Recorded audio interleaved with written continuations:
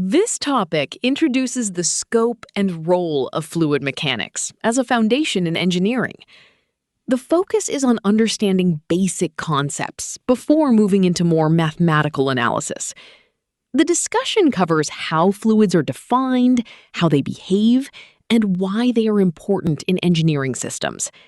The approach is both conceptual and application-oriented. This chapter becomes the basis for all subsequent topics in fluid mechanics.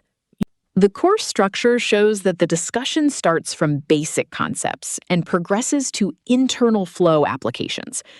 The chapter sequence is designed so that understanding develops gradually from fluid properties to momentum analysis. Each chapter is interconnected and forms a complete analytical framework. Mastery of the early chapters strongly affects understanding of later topics. This outline helps locate the current topic within the whole course. The learning objectives emphasize conceptual understanding rather than formula memorization. Students are expected to identify various types of real-world fluid mechanics problems. Modeling and problem-solving processes become the core competencies to be developed. Attention to units, accuracy, and precision is also strongly emphasized. The final goal is the ability to think systematically in solving engineering problems. Fluid mechanics studies the behavior of liquids and gases, both at rest and in motion. The analysis includes the forces acting on fluids and their effects on fluid behavior. This field is essential in designing systems such as river flows, aerodynamics, and hydraulic systems. Its role extends to many engineering disciplines and environmental sciences. Without fluid mechanics, many modern engineering systems could not be properly designed. Shear deformation is illustrated using a rubber block subjected to forces parallel to its surface. This force causes layers of the material to slide relative to each other. Shear stress develops inside the material as a response to this force. This concept is important for understanding how fluids and soft materials behave under load. It becomes the foundation for the concept of viscosity in fluids. Normal stress acts perpendicular to a surface, and in static fluids, it is represented by pressure. Shear stress acts tangentially to the surface and only appears when the fluid is in motion. In a static fluid, no shear stress exists. This shows that pressure is the only relevant stress in fluids at rest. This distinction is fundamental in separating fluid statics from fluid dynamics. This section reinforces the idea that in static fluids, no shear stress exists. Pressure becomes the only form of stress present. This concept must be fully understood before moving to fluid flow analysis. Misunderstanding this point will affect many later analyses. This question tests conceptual understanding rather than calculation skills. Liquids form a free surface when they do not completely fill a container. Gases always expand to fill the entire volume of their container. The density of liquids is nearly constant, while gas density strongly depends on pressure and temperature. These differences are crucial in engineering modeling and analysis. Treating a gas like a liquid can lead to serious errors. Phases of matter. In the solid phase, molecules are tightly packed and remain in fixed positions. In the liquid phase, molecules stay close but can move and flow. In the gas phase, molecules move freely and fill the entire available space. These molecular arrangements explain the different mechanical properties of each phase. Fluid mechanics mainly focuses on the behavior of liquids and gases. Understanding pressure. Microscopically, pressure comes from molecular collisions with the container walls. Macroscopically, pressure is measured using instruments such as pressure gauges. The measured value represents the cumulative effect of these molecular interactions. Pressure is a key variable in many engineering systems, such as engines and pipelines. Understanding pressure is essential before studying fluid statics and dynamics. Fluid dynamics in artificial hearts. The application of fluid mechanics in artificial hearts focuses on controlling blood flow in a stable and safe manner. Improper flow can cause clotting or tissue damage. The system design must mimic the flow behavior of the natural human heart. Pressure and flow velocity become critical parameters. This example shows that fluid mechanics is important not only in industry, but also in medicine. Check your understanding number 2. This question emphasizes that the main purpose of fluid mechanics in artificial hearts is to ensure efficient and safe blood flow. The focus is not on electrical efficiency or device weight. Poor flow behavior can create serious risks for patients. Therefore, fluid aspects become central in the device design. This question tests understanding of application rather than simple definitions. Applications of fluid mechanics.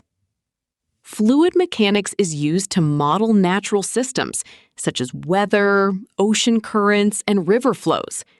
In engineering, it is essential for power plants, aircraft, and vehicles.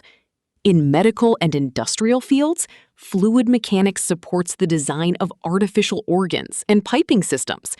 Almost every system involving flow requires fluid mechanics analysis. This shows the wide scope and impact of this field. Pergamon pipeline. The ancient clay pipelines in Pergamon show that fluid mechanics principles were used long ago. The system was able to transport water over long distances efficiently. The relatively small pipe diameters indicate an understanding of pressure and flow. This infrastructure proves that fluid engineering is not purely a modern science. This example shows how water needs have driven technological development for centuries. Reversible water wheel. Water wheels were used as a source of mechanical energy from flowing water. This system enabled the lifting of heavy loads in mining. Renewable energy was already being used long before modern concepts existed. The basic principle of converting fluid kinetic energy into mechanical work was already applied. This example shows the close relationship between fluid mechanics and energy conversion. Historical experimental setup. This experimental setup shows how fluid flow research was conducted visually and experimentally. Direct observation of flow helped build conceptual understanding before mature theories existed. Such experiments became the foundation for developing fluid flow laws. Flow visualization methods have been very important in the history of fluid mechanics. Many modern concepts originated from simple experimental observations. Reynolds apparatus. This apparatus is used to demonstrate the transition from laminar to turbulent flow in a pipe. The change in flow pattern is influenced by velocity, viscosity, and pipe diameter. From this experiment, the Reynolds number was introduced as a key parameter. Dye is used to visualize the flow patterns directly. This concept became fundamental in pipe design and aerodynamics. Check your understanding. Number 3. This question emphasizes that the Reynolds number is used to predict the type of flow. This concept comes directly from experimental observation, not purely from theory. Understanding the Reynolds number is essential in almost all flow analyses. Without this parameter, flow classification becomes unclear. This question ensures the link between experiment and theory is well understood. The Wright brothers' flight. The first successful powered flight demonstrated the real application of aerodynamic principles. The concepts of lift, thrust, and control were the keys to this success. This achievement marked the beginning of the modern aviation era. Fluid mechanics played a major role in the development of aircraft afterward. This example shows how fluid theory directly impacts technology. Wind turbine evolution. Modern wind turbines show major improvements in efficiency and power capacity. The kinetic energy of wind is converted into electrical energy through fluid mechanics principles. Changes in design and scale significantly improve system performance. This example highlights the role of fluid mechanics in renewable energy. Flow engineering becomes the key to maximizing energy output. No-slip condition. The no-slip condition states that the fluid velocity at a solid surface is equal to the velocity of that surface. If the surface is stationary, the fluid velocity at the contact point becomes 0. Farther away from the surface, the fluid velocity increases until it reaches the free stream value. This phenomenon occurs due to viscosity and adhesion between the fluid and the surface. This concept is crucial in analyzing friction and drag forces. Check your understanding number 4. This question reinforces that the velocity profile shows the variation of velocity from 0 at the surface to the free stream velocity. This is a direct consequence of the no-slip condition. This understanding is essential in boundary layer analysis. Without this concept, the distribution of shear stress cannot be explained. This question tests physical understanding rather than memorized definitions. Flow over a surface. A fluid in contact with a stationary surface has 0 velocity due to the no-slip effect. Fluid layers farther from the surface move faster, creating a velocity gradient. This velocity profile shows how momentum is transferred from the main flow toward the wall. This phenomenon forms the basis of boundary layer development. Many engineering applications, such as turbines and heat exchangers, depend on this understanding. Flow separation. Flow separation occurs when the fluid detaches from the surface it is flowing over. The main cause is an adverse pressure gradient that slows down the near-wall layers. When the momentum is not sufficient to overcome the pressure rise, the flow separates. This phenomenon increases drag and energy losses. In aerodynamics and pipe design, flow separation should be avoided as much as possible. Viscous and inviscid flow. Near the surface, viscous effects dominate and cause the formation of a boundary layer. Far from the surface, viscosity effects are often small, and the flow can be treated as inviscid. This separation of regions helps simplify complex flow analysis. This approach is widely used in aerodynamics and hydrodynamics. Even with simplification, viscous effects near the wall must still be considered. Check your understanding. Number 5. This question emphasizes that friction near the surface leads to the formation of a boundary layer. This layer is the region where viscous effects become significant. Without the boundary layer concept, many flow phenomena cannot be explained. This question links the physical idea to the correct technical term. It ensures that the term boundary layer is understood conceptually. Flow around a sphere. Flow around a sphere is a very common example of external flow. A turbulent wake forms behind the sphere and increases drag.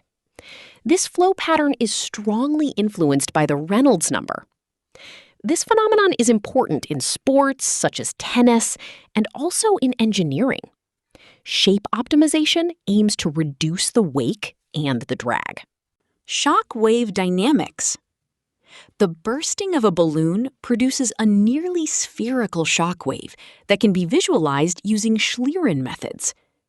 In addition to the main shock, secondary shocks appear and create complex patterns. This phenomenon illustrates the behavior of high-speed gas flows. The study of shock waves is very important in supersonic aerodynamics. This example shows that fluid mechanics also includes compressible flows. Flow regimes. Laminar flow is characterized by smooth and orderly motion with very little mixing. Transitional flow represents an intermediate stage with increasing disturbances. Turbulent flow is chaotic and involves strong mixing. The change between these regimes is strongly influenced by the Reynolds number. This classification is important for choosing the correct analysis model. Check your understanding. 6. This question reinforces that the main characteristic of turbulent flow is its chaotic nature and strong mixing. This type of flow is very different from the orderly laminar flow. Understanding this difference is important for analyzing friction and energy losses. This question tests the ability to distinguish the physical characteristics of each flow regime. The focus remains on concepts rather than calculations. Thermal plumes around bodies. Warm air around a body rises because its density is lower than the surrounding air. This motion forms a thermal plume that can be visualized. This phenomenon is an example of natural convection. This process plays an important role in heat dissipation in humans and animals. The concept is also relevant in the design of ventilation and passive cooling systems. Visualizing flow. A short exposure photograph captures the chaotic flow at a single instant in time. A long exposure photograph averages out fluctuations and produces a smooth-looking flow pattern. Both methods provide different information about flow behavior. Flow visualization is very helpful for understanding phenomena that are difficult to describe mathematically. This technique is widely used in research and education. Airfoil wake analysis. The instantaneous wake shows unsteady and oscillating flow patterns behind the airfoil. The time-averaged wake shows a smoother pattern, representing the mean flow behavior. This difference is important in analyzing drag and flow stability. This visualization helps explain the sources of vibration and noise. This concept is very important in aerodynamic design. Pipe flow development. In the pipe entrance region, the flow is still two-dimensional and the velocity profile is developing. Farther downstream, the velocity profile becomes stable and no longer changes in the flow direction. At this point, the flow is fully developed and can be treated as one-dimensional. The entrance length depends on the Reynolds number. This concept is important in calculating pressure losses in pipes. Check your understanding number 7. This question emphasizes that fully developed flow can be treated as one-dimensional. In the entrance region, velocity still varies in two directions. After a sufficient distance, the velocity profile no longer changes along the pipe. This understanding is important for simplifying pipe flow analysis. This question ensures that the term one-dimensional is properly understood. Flow around a car antenna. Most of the flow around the antenna can be considered two-dimensional.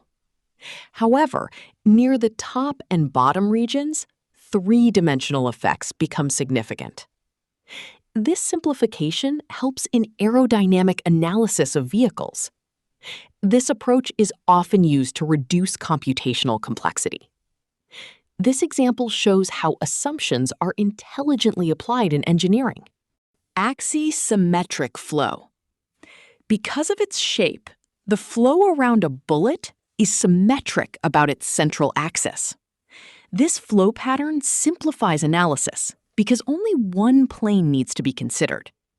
Streamlined design aims to maintain this stable flow pattern. This reduces drag and improves motion efficiency. This concept is important in the design of projectiles and high-speed vehicles.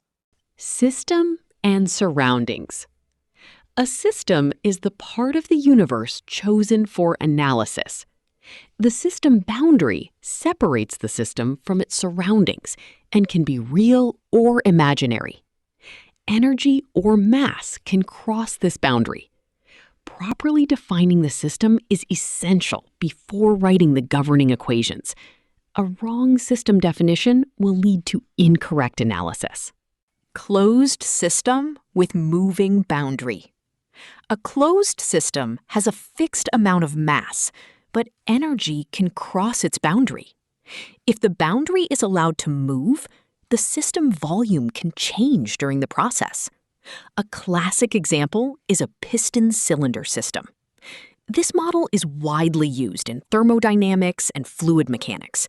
This understanding is important for writing correct energy balances. Check your understanding number 8.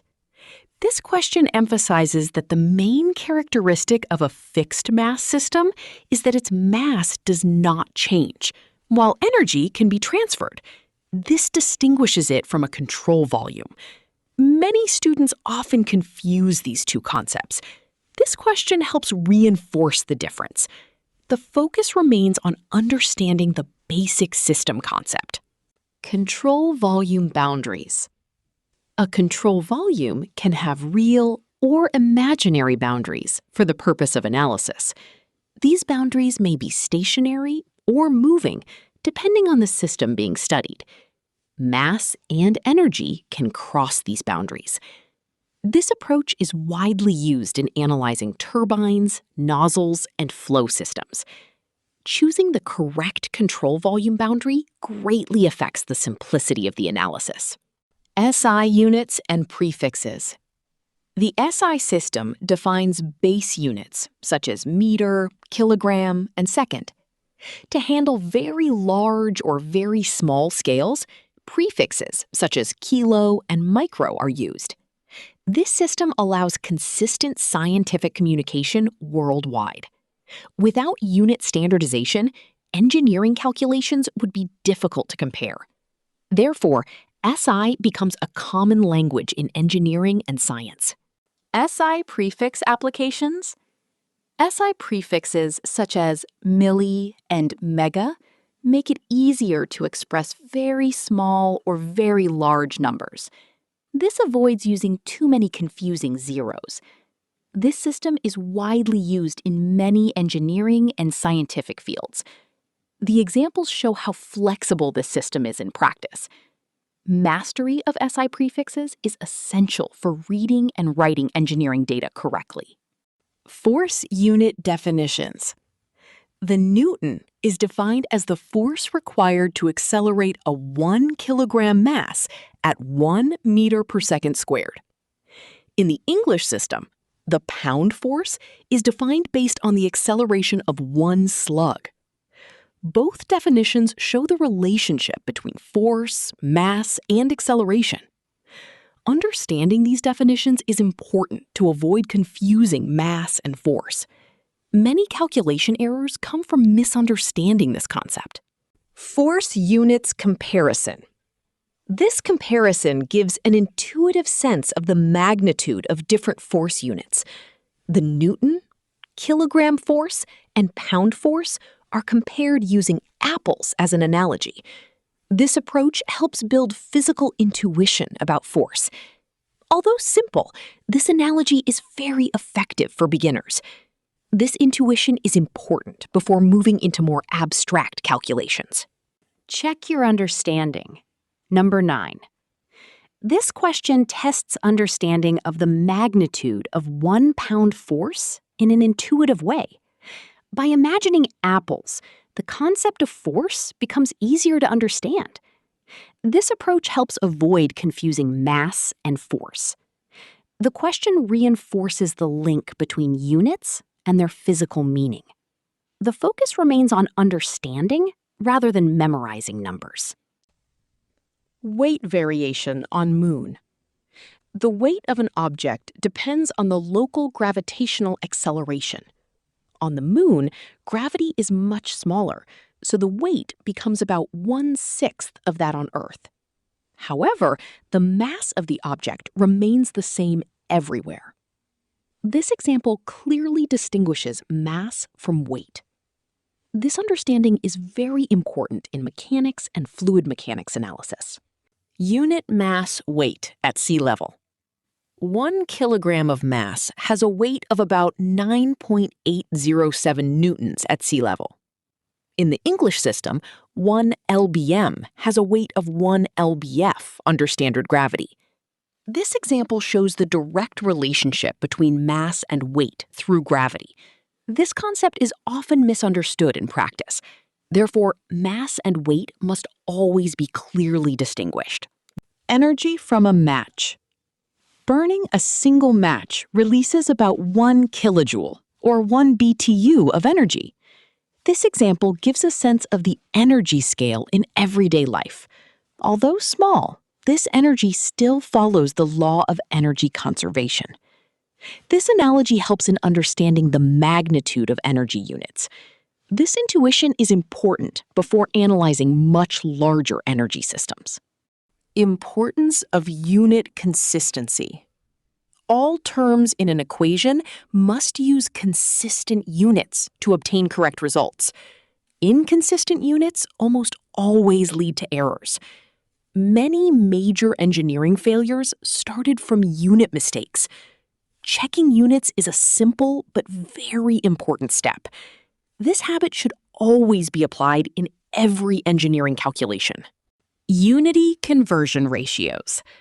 Conversion factors are used to change units without changing the physical value of a quantity. The basic principle is multiplying by a ratio that equals 1. In this way, the unit form can be safely changed. This method is very important when switching between SI and imperial systems. Without this technique, unit errors would occur frequently. Check your understanding, number 10. This question emphasizes that the main function of conversion factors is to maintain unit consistency. The physical numerical value should not change because of conversion. Many student mistakes occur due to misunderstanding the purpose of conversion. This question reinforces the idea that conversion is a tool, not a source of physical change. The focus remains on the meaning of units, not just numbers. Weight-mass relationship. In the English system, a practical assumption is often used, that 1 pound mass equals 1 pound force on Earth. This assumption is only valid when standard gravity is assumed. Physically, mass and weight are still different quantities. This simplification must be used carefully. Proper understanding is still required for more precise analyses. Metric system quirks. In everyday metric usage, the word kilogram is often used to refer to weight, even though it is scientifically a unit of mass. This habit can cause confusion in engineering contexts. The distinction between mass and weight must always be kept clear. In engineering calculations, using the correct terms is very important. This conceptual accuracy prevents misinterpretation of results. Mathematical modeling process. The first step is to identify important variables and relevant physical laws. Then, assumptions and simplifications are made to make the problem manageable. Differential equations are formulated based on the physical model. The solution is obtained by applying initial and boundary conditions. This process is the core of engineering modeling. Conceptual modeling illustration. This figure shows that modeling often starts from a simplified physical representation. Not all real-world details are included in the model. Only the features that most influence the result are kept. This approach makes the problem mathematically tractable. This is the balance between realism and simplicity in engineering. Simplified modeling in engineering. Simplified models aim to capture the main characteristics of complex systems. The helicopter example shows how the rotor can be modeled as a disk. The helicopter body can also be simplified into an ellipsoid shape. In this way, pressure and flow analysis becomes much easier. This simplification does not remove the main physics of interest. Check your understanding. Number 11. This question emphasizes that the helicopter rotor is modeled as a disk to simplify the analysis. The goal is to make the study of air pressure distribution easier. This model does not represent the exact real shape, but it is sufficient for initial analysis.